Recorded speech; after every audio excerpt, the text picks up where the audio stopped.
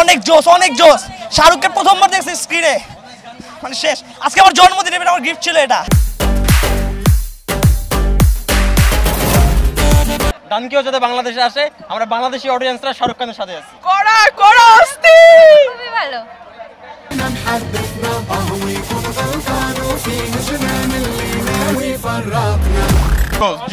অসাধারণ, কোনো কথা হবে না, অসাধারণ।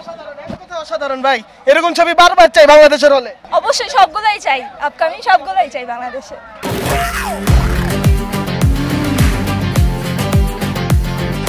পাঠান নাচটা নেচেছে তো অনেক জোশ হয়েছে।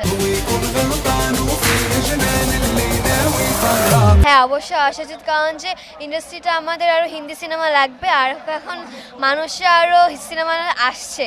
এই বছরটা অনেক মুভি আসছে, অনেক ভালো ভালো।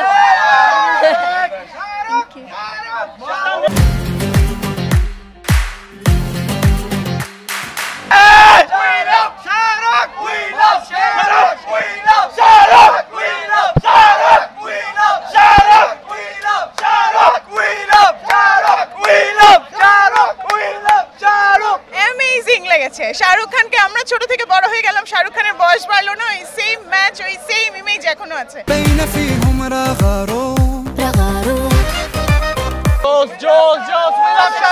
অসাধারণ অসাধারণ অসাধারণ। শাহরুখ খানকে দেখে মানে চোখ ধন্য, মানে ওনার ফ্যান হিসাবে এটা আসলে সবচেয়ে বড় একটা ট্রিট ছিল যে আমরা ওনাকে প্রথমবারের মতো বড় পর্দায় দেখতে পেয়েছি, এবং বাংলাদেশের মানে ইন্ডিয়ান রিলিজ দেওয়া স্বাধীনতার পর প্রথম মানে মুভি হিসেবে মানে শাহরুখ খানের মুভি রিলিজ পেয়েছে, এটা আসলে সবচেয়ে বড় প্রাপ্তি, এবং তাকে দেখে আসলে চোখ ধন্য অনেক বেসলি, বিকজ 1971 এর পর ফার্স্ট টাইম বাংলাদেশে আসছে অ্যান্ড অডিয়েন্স দেখতে চায়, তো obviously at the end of the day audience যা চায় তাই হবে। হাওয়া চলছে, পরাণ চলছে, যদি ভালো মুভি বানানো হয় কেন অডিয়েন্স দেখবে না? অবভিয়াসলি দেখবে, কিন্তু আপনারা এখন যেরকম মুভি আপাতত আসতেছে এইরকম তো এমনিতেও দেখবে না। এটাতে ইন্ডিয়ান সিনেমার কোনো ইম্প্যাক্ট আই ডোন্ট থিঙ্ক। ভালো মুভি কোয়ালিটি ফিল্ম বানাইলে মানুষ দেখবে।